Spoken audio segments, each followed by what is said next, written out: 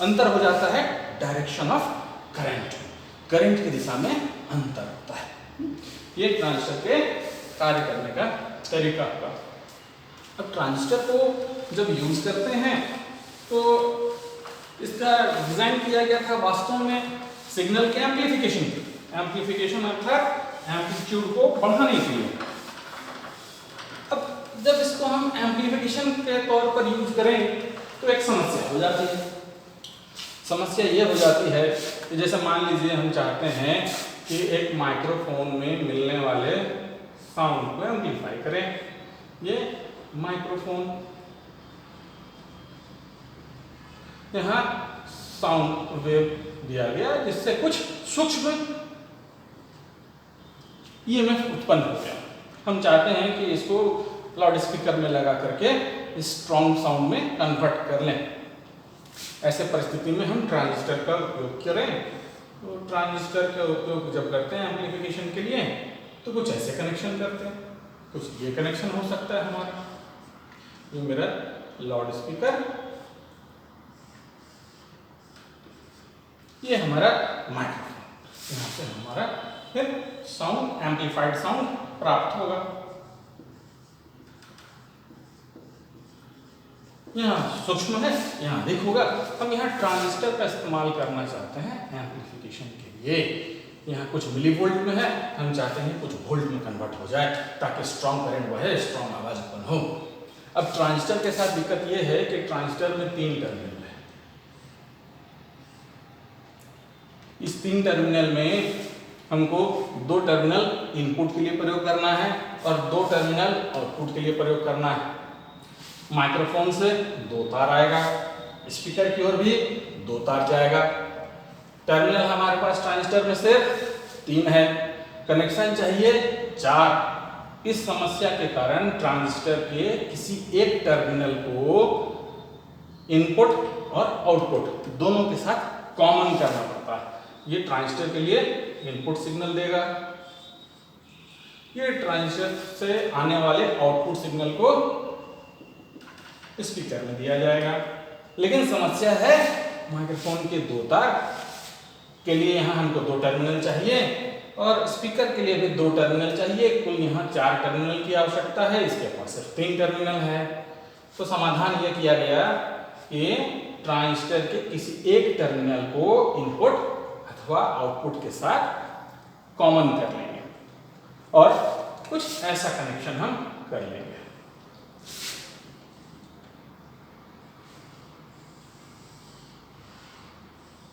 कुछ इस तरह से ये टर्मिनल हमारा कॉमन होगा। यहाँ हम इनपुट इधर दिए, इन दोनों के बीच इनपुट सिग्नल जो यहाँ हमारा माइक्रोफोन से आ रहा है ये इस बिंदु पर देंगे,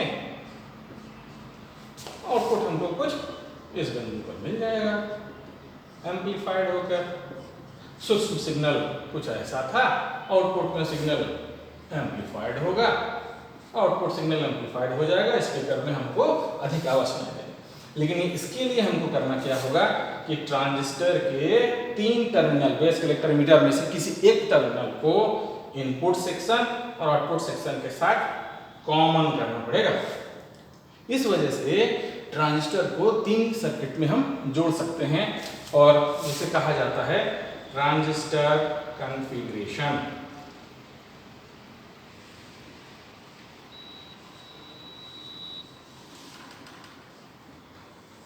ट्रांजिस्टर कॉन्फ़िगरेशन कहने का मतलब है ट्रांजिस्टर को इनपुट और आउटपुट के साथ कैसे हम जोड़ रहे हैं। ट्रांजिस्टर में 3 टर्मिनल है तो 3 तरह का हम कनेक्शन कर सकते हैं। बारी बारी से हम सबको किसी को भी एक कॉमन के रूप में यूज कर सकते हैं और 3 अलग अलग सर्किट बना सकते हैं। पहला सर्किट कहलाता है कॉमन बेस कॉन्फ़िगरेशन, ये कनेक्शन भी आप बोल सकते हैं। यानी बेस को कॉमन कर लिए, बेस बना लिए, ये इमीटर ले लिए, ये कलेक्टर ले लिया। इसमें इमीटर बेस जंक्शन में इनपुट सिग्नल दिया, एम्प्लीफाइड होकर कलेक्टर बेस में आया और यहाँ एम्प्लीफाइड साउंड हमको मिल गया। बेस इनपुट आउटपुट के साथ कॉमन हुआ, कॉमन बेस का है। दूसरा तरीका है कॉमन इमीटर कॉन्फ़िगरेशन। यानी इमीटर को हम कॉमन कर, इमीटर हमारा कॉमन हो गया, बेस इनपुट हो गया, कलेक्टर हमारा आउटपुट है, ये कॉमन इमीटर कॉन्फ़िगरेशन कहलाता है। तीसरा सर्किट कॉमन कलेक्टर कहलाता है। कॉमन कलेक्टर कॉन्फ़िगरेशन यानी कि अब हम कलेक्टर को कॉमन कर लेंगे। ये कलेक्टर है और जबरदस्ती इमीटर से हम आउटपुट लेंगे। इमीटर हालांकि हमारा चार्ज कैरियर छोड़ता है, लेकिन हम आउटपुट जो है इमीटर से लें। मेरा मन है कि हम इसी से लें। तो ये कनेक्शन जो है जहाँ कलेक्टर जो है वो इनपुट आउटपुट में कॉमन हो जाए तो उसको कॉमन कलेक्टर कॉन्फ़िगरेशन कहलाता है। क्योंकि ये तीनों लेयर अलग अलग डोपिंग के बने हुए हैं, तीनों जो लेयर है अलग अलग व्यवहार करते हैं, तीनों टर्मिनल का अलग अलग काम है, इसलिए तीनों सर्किट का वर्क भी अलग अलग होता है, तीनों का परफॉर्मेंस अलग अलग होता है, तीनों का व्यवहार अलग अलग होता है। इसलिए जैसे कॉमन बेस वोल्टेज एम्पलीफिकेशन ठीक होता है, लेकिन करंट एम्पलीफिकेशन नहीं होता है, इसलिए उसको हाई फ्रिक्वेंसी एम्पलीफायर के रूप में प्रयोग करना पड़ता है। कॉमन इमीटर एम्पलीफायर में करंट का भी एम्पलीफिकेशन प्राप्त हो जाता है, वोल्टेज एम्पलीफिकेशन भी प्राप्त हो जाता है, यानी पावर एम्पलीफिकेशन मिल जाता है। तो कॉमनली इस तरह के कार्य के लिए जहाँ माइक्रोफोन और स्पीकर को चलाना हो तो कॉमन इमीटर कॉन्फ़िगरेशन सर्वाधिक प्रचलित एम्पलीफायर कनेक्शन में से है। इसका प्रयोग सबसे अधिक होता है as a transistor amplifier. Common collector configuration में करंट एम्पलीफिकेशन प्राप्त होता है, वोल्टेज एम्पलीफिकेशन नहीं होता है, इसलिए इसका इस्तेमाल एज एम्पलीफायर नहीं होता, यानी इस डिज़ाइन का इस्तेमाल हम एम्पलीफायर के रूप में नहीं कर सकते हैं। इन तीनों को अलग अलग हम लोग देखेंगे, समझेंगे, ताकि समझें कि कहाँ इनका उपयोग होता है, कैसे इनका उपयोग किया जा सकता है। कॉमन बेस कॉन्फ़िगरेशन की बात करते हैं।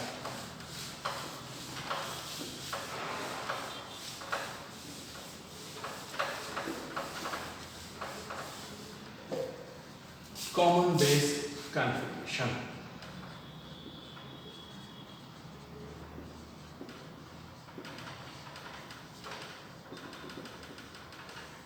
यदि बेस को इनपुट और आउटपुट के साथ कॉमन कर लिया जाए तो कनेक्शन कहलाता है common base configuration. Construction figure से पहले समझते हैं ताकि आगे सिंबल से बनाएं तो समझना आसान हो जाए।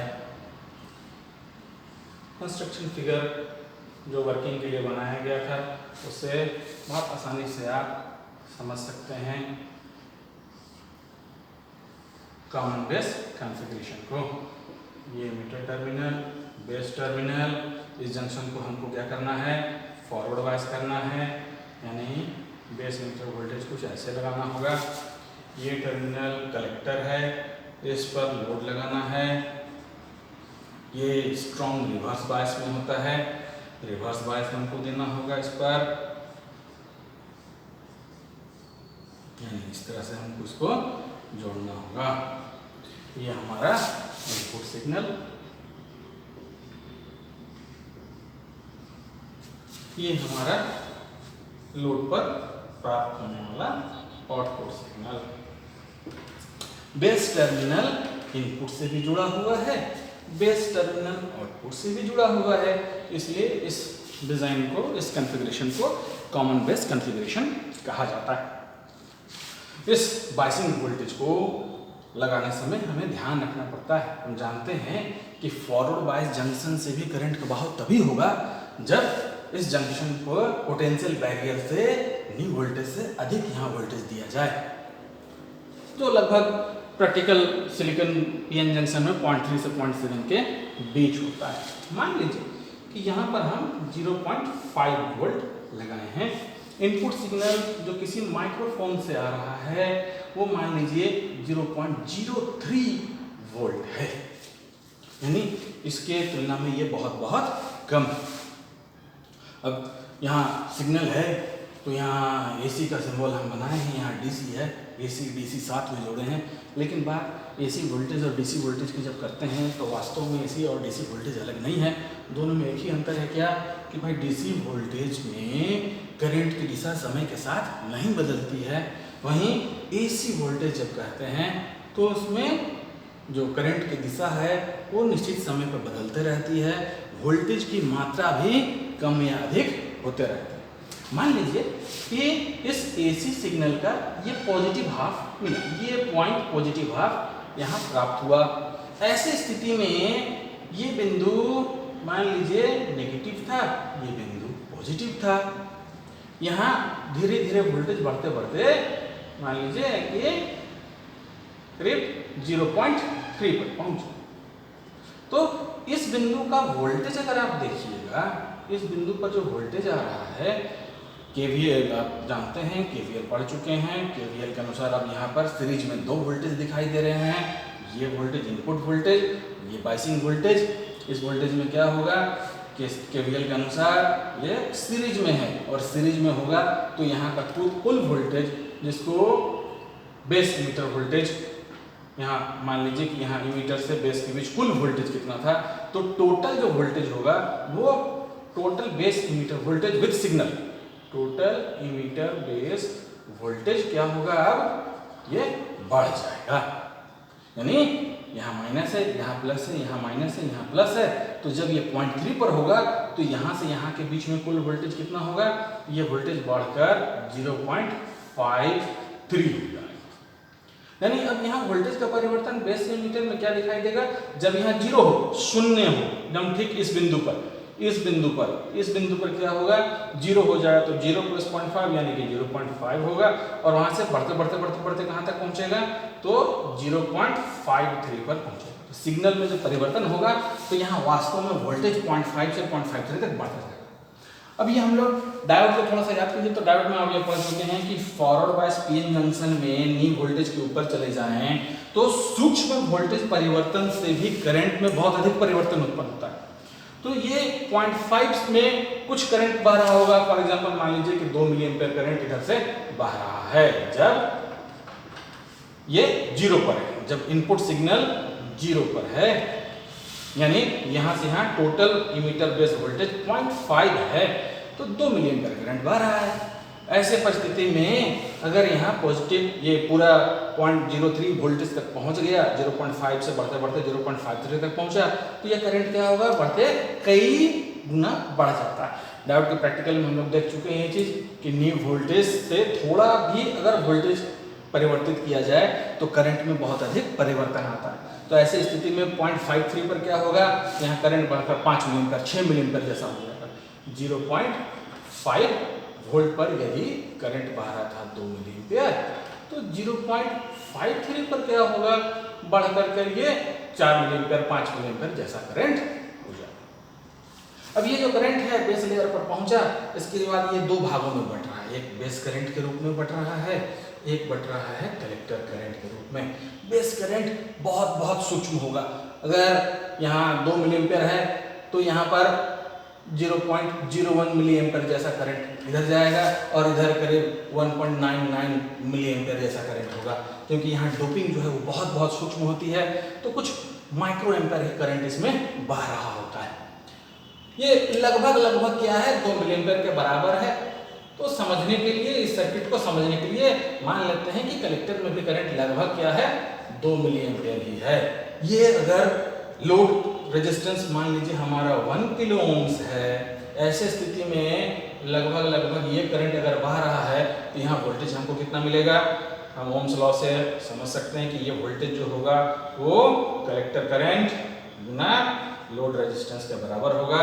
तो कलेक्टर करंट है अगर मान लीजिए 2 मिली एम्पीयर, रेजिस्टेंस है 1 किलो ओम्स, जो वोल्टेज होगा वो होगा 2 वोल्ट। तो जब कोई सिग्नल नहीं है, 0.5 वोल्ट यहाँ पर पहुंच रहा है इस बी जंक्शन पर, तो इसमें जो करंट बह रहा है वो 2 मिली एम्पीयर है। ऐसे परिस्थिति में जो लोड पर वोल्टेज होगा वो 2 वोल्ट हो जाएगा। जब 0.53 पर पहुंच गया, ये सिग्नल बढ़ करके 0.03 वोल्ट हो गया, तो यहाँ टोटल वोल्टेज 0.53 हो गया। ऐसे परिस्थिति में मान लीजिए करंट बढ़ करके 4 मिली एम्पीयर हो गया। यहाँ आउटपुट में भी लगभग क्या होगा, 3.99 मिली एम्पीयर करंट आएगा। तो ऐसे परिस्थिति में क्या होगा, यहाँ जो वोल्टेज होगा वो 0.5 वोल्ट बेस इमीटर होता है, तो 2 वोल्ट आउटपुट में प्राप्त होता है। इनपुट में जब 0.53 हो गया, ऐसे परिस्थिति में 3.99 या 4 मिली एम्पीयर मानिए, तो 4 मिली एम्पेयर के हिसाब से अगर इसमें 4 मिली एम्पेयर बह रहा हो 1 किलो ओम का रेजिस्टेंस है 4 वोल्ट हो जाएगा, तो यहाँ 4 वोल्ट प्राप्त हो जाएगा। जब यहाँ पोलैरिटी पलट गया, जब पोलैरिटी पलट गया तो ये बिंदु अब प्लस हो जाता है, ये बिंदु माइनस हो जाता है। ऐसी स्थिति में केवीएल के अनुसार क्या होगा, टोटल वोल्टेज इतना वोल्टेज माइनस दिस वोल्टेज, यानी कि अब यहाँ पर वोल्टेज घटने लगेगा, ड्रॉप करेगा, 0.5 से नीचे चला जाएगा और घट करके कहाँ तक आ जाएगा, इतना कम हो जाएगा 0.5 माइनस ये 0.03 तक ड्रॉप करके यानी 0.47 वोल्ट। इनपुट में इस बेस एमिटर जंक्शन में इस इनपुट के कारण 0.47 से 0.53 के बीच वोल्टेज का परिवर्तन होने लगता है। ऐसे ही वास्तविक ट्रांजिस्टर में काम होता है। जब इनपुट सिग्नल आता है तो बायसिंग वोल्टेज में वोल्टेज बढ़ता है और घटता है due to this fluctuation, input signal के बदलने के कारण। 0.47 हुआ वोल्टेज तो करंट घट जाएगा। मान लीजिए कि 0.47 पर ये वोल्टेज घट करके और करीब करीब 0.5 मिली एम्पेयर जैसा हो गया, 0.4 मिली एम्पेयर जैसा हो गया। ऐसे स्थिति में यहाँ जो करंट बह रहा होगा कलेक्टर में वो कितना हो जाएगा, तो 0.01 के आसपास बेस में चला जाता है, बाकी यहाँ आ गया।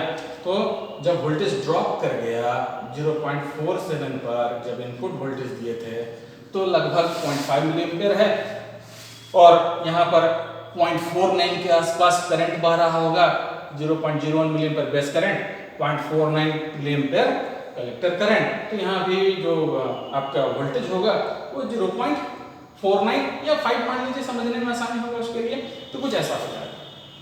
तो इस लोड में इनपुट सिग्नल के परिवर्तन के कारण इस लोड में वोल्टेज का परिवर्तन होता है। वास्तव में ट्रांजिस्टर एम्प्लीफिकेशन जैसा कुछ नहीं करता है।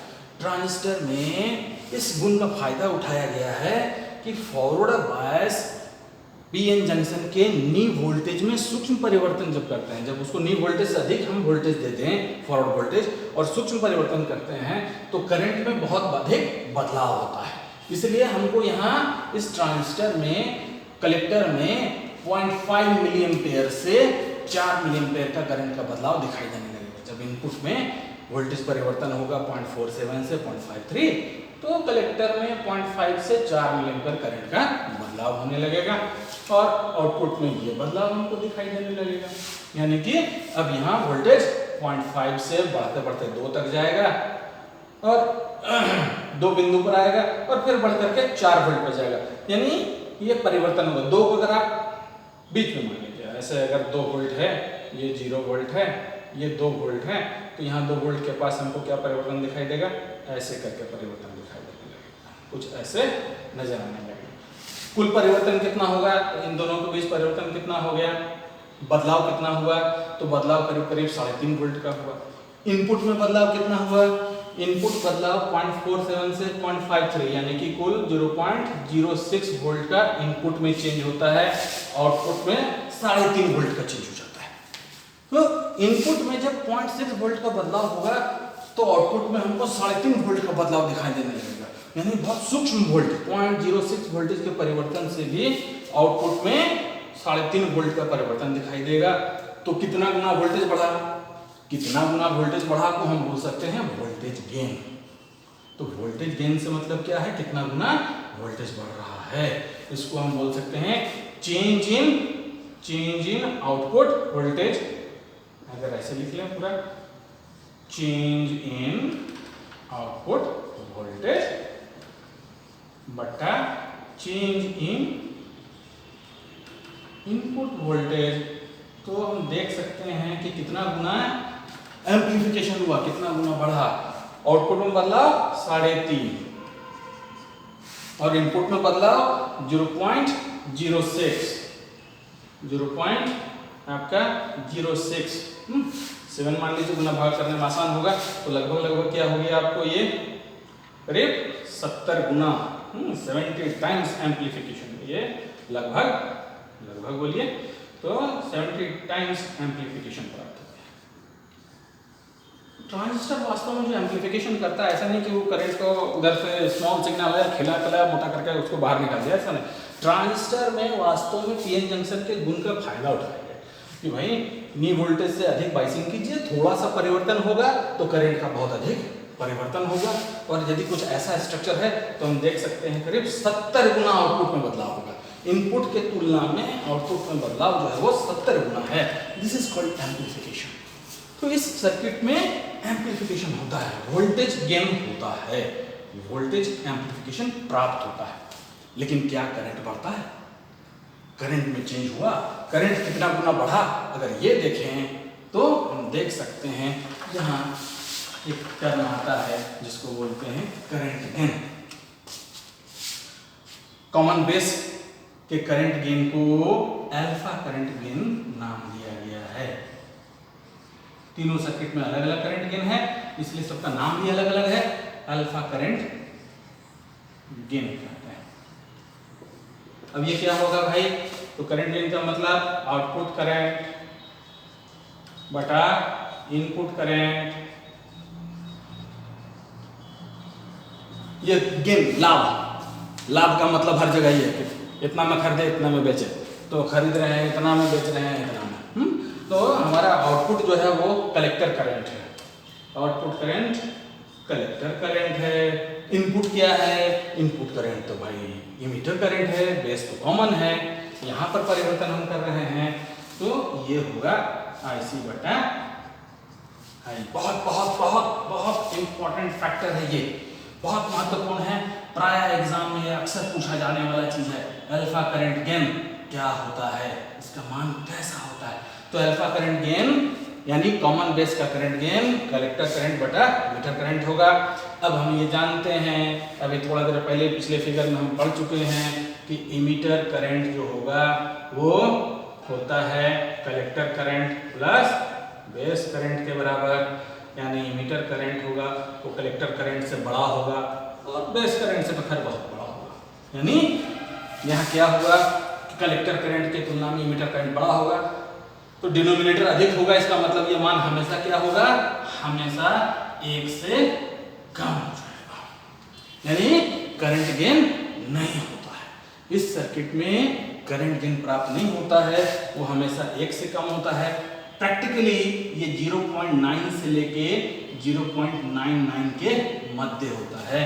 कॉमन बेस ट्रांजिस्टर में अल्फा करंट गेन नहीं है, करंट गेन नहीं है। बेस से जो कि कॉमन है, इमीटर इनपुट है, कलेक्टर आउटपुट है, तो ये करंट गेन 1 से हमेशा कम होगा क्योंकि इमीटर हमेशा कलेक्टर से अधिक ही होगा। वोल्टेज गेन होता है इस सर्किट में, अभी जैसे देखे थे तो वोल्टेज गेन जो था, वोल्टेज गेन को प्राय ए से सूचित करते हैं, तो वोल्टेज गेन को हम लिख सकते हैं AV। तो ये हो गया हमारा, पिछला कैलकुलेशन में हम लोग देखे थे करीब ये 70 गुना था, 3.5 बटा 0.06, तो करीब लगभग 70 गुना। लेकिन करंट गेन जो है वो हमेशा 1 से कम होगा, इस वजह से इसका इस्तेमाल जो है वो पावर एम्प्लीफिकेशन में नहीं किया जा सकता। पावर का मतलब ही है, पावर का मतलब है क्या? Voltage into current. अब ये होता है, ये नहीं होता है, तो ये बढ़ेगा नहीं, घट जाएगा। इसलिए इसका इस्तेमाल जो है वो स्पीकर को चलाने के लिए नहीं किया जा सकता, इसका इस्तेमाल जो है वो हाई फ्रिक्वेंसी एम्प्लीफिकेशन में किया जाता है। साथ ही साथ हम लोग इम्पीडेंस के बारे में पढ़ चुके हैं। इम्पीडेंस का मतलब क्या है? इम्पीडेंस का मतलब था कुल रेजिस्टेंस सिग्नल को कितना दे रहा है कोई डिवाइस, या हमारा कैपेसिटर और इंडक्टर जैसा चीज़। आप जानते हैं कि कैपेसिटर इंडक्टर जैसा चीज़ है वो फ्रिक्वेंसी डिपेंडेंट होता है, फ्रिक्वेंसी बढ़ने पर उनका रिएक्टेंस बदलता है। तो AC सिग्नल को दिया जाने वाला कुल रेजिस्टेंस ही इम्पीडेंस कहलाता है। इम्पीडेंस की बात करें तो इम्पीडेंस यहाँ पर ये इनपुट सेक्शन का इम्पीडेंस, ये सेक्शन हमारा फॉरवर्ड बायस है। फॉरवर्ड बायस है तो जाहिर सा बात है करंट बह रहा है, रेजिस्टेंस कम होगा तो करंट बहेगा। ये हमारा रिवर्स बायस है, और जानते हैं आप रिवर्स बायस में करंट नहीं के बराबर बहता है। अगर सिर्फ जंक्शन को देखें, ये सप्लाई हटा दें, इधर कोई करंट का बहाव नहीं होगा क्योंकि ये रिवर्स बायस रहेगा। यहाँ इमीटर से कलेक्टर करंट तभी आएगा जब बेस इमीटर में भी सप्लाई हो, कलेक्टर बेस में भी सप्लाई हो। अगर इसको हटा देंगे तो ये रिवर्स बायस है, तो यहाँ करंट का बहाव कहीं से नहीं होगा। ये रिवर्स बायस के चलते इस सेक्शन का इम्पीडेंस जो होगा ये हाई होता है, आउटपुट इम्पीडेंस जो होगा वो बहुत बहुत हाई होता है, जबकि इनपुट इम्पीडेंस कम होता है। तो ये ऐसे जगहों पर ये लो रेजिस्टेंस के लायक नहीं है, ये बहुत हाई रेजिस्टेंस वाले सर्किट को ये एम्पलीफिकेशन देने में ज़्यादा सक्षम होता है। जैसे टेलीविज़न इत्यादि में एक वीडियो एम्पलीफायर होता है, जो CRT टेलीविज़न होता है, आजकल LCD टेलीविज़न है। CRT टेलीविज़न जो होता है उसका वीडियो एम्पलीफायर सेक्शन में सिग्नल उसके कैथोड पे जाता है। कैथोड वास्तव में एक प्लेट होता है जिस पर कोई कनेक्शन नहीं है, सिर्फ वोल्टेज लगा हुआ है, इलेक्ट्रोस्टैटिक चार्ज है, तो वो उसका रेजिस्टेंस या इम्पीडेंस बहुत बहुत हाई होता है। तो जो CRT टेलीविज़न का वीडियो एम्पलीफायर सेक्शन होता है वो कॉमन बेस होता है। आज भी CRT टेलीविज़न जितने यूज़ हो रहे हैं उनमें कैथोड को दिया जाने वाला सप्लाई यानी video amplifier common base amplifier होता है। केबल कनेक्शन में बूस्टर, टेलीविज़न में पहले बूस्टर इत्यादि लगे करते थे, या केबल कनेक्शन में एम्पलीफायर बीच बीच में आप लगे हुए देखते हैं। तो एम्पलीफायर वगैरह में भी कॉमन बेस एम्पलीफायर का प्रयोग ज़्यादा किया जाता है, जो बूस्टर में हो या केबल टेलीविज़न एम्पलीफायर सब। तो केबल टेलीविज़न एम्पलीफायर हो या हमारा बूस्टर हो या हमारा वीडियो एम्पलीफायर जैसा सेक्शन है जहाँ लोड बहुत बहुत हाई, अगर ये इम्पीडेंस हाई है तो वहाँ ये सर्किट बहुत अच्छा काम करता है। तो कॉमन बेस ट्रांजिस्टर में वोल्टेज एम्पलीफिकेशन होता है। कैसे होता है? स्मॉल इनपुट चेंज आउटपुट में अधिक करंट का बदलाव करता है। बेस इमीटर जंक्शन में होने वाला सूक्ष्म बदलाव आउटपुट में बहुत अधिक बदलाव उत्पन्न करता है, अतः ये बहुत अधिक वोल्टेज उत्पन्न करता है, वोल्टेज गेन बहुत अधिक उत्पन्न करता है। और करंट गेन जो है इसका अल्फा करंट गेन कहा जाता है। कलेक्टर करंट बटा इमीटर करंट है। बहुत महत्वपूर्ण ये टर्म होता है, अक्सर एग्जाम्स में पूछे जाते हैं। ये हमेशा 1 से कम होता है, प्रैक्टिकली मान 0.9 से 0.99 के बीच में है। करंट गेन नहीं होता है, इसके वजह से कॉमन बेस एम्पलीफायर का इस्तेमाल हाई लोड को चलाने के लिए, स्पीकर जैसे चीज को चलाने के लिए नहीं कर सकते। इस एम्पलीफायर का इस्तेमाल वोल्टेज एम्पलीफायर के रूप में किया जाता है, जहां हाई इम्पीडेंस वाले लोड को ये वोल्टेज एम्पलीफिकेशन प्रदान करता है। कॉमन बेस का इनपुट इम्पीडेंस कम होता है, आउटपुट इम्पीडेंस अधिक होता है। ये कॉमन बेस एम्पलीफायर हुआ। नेक्स्ट क्लास में हम लोग बात करेंगे कॉमन इमीटर एम्पलीफायर, जो सर्वाधिक प्रयोग में लाया जाने वाला ट्रांजिस्टर कॉन्फ़िगरेशन सिस्टम। इसमें आज जो हम लोग पढ़े इसका थ्योरी आप लोग को पहले दे चुके हैं, उसको पढ़िए, क्वेश्चन है एनालाइज कीजिए, समझिए, देखिए कि ट्रांजिस्टर में एम्पलीफिकेशन कैसे होगा। बहुत बहुत धन्यवाद।